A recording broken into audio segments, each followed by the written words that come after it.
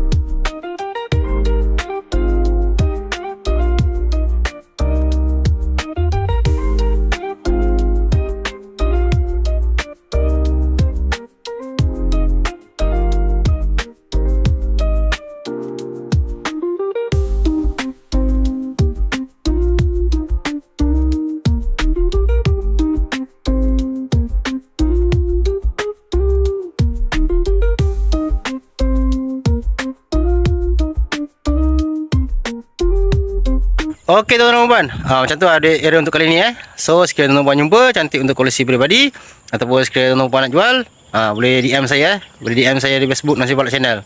Okey, jumpa lagi di video akan datang. Assalamualaikum, selamat sejahtera, bye bye.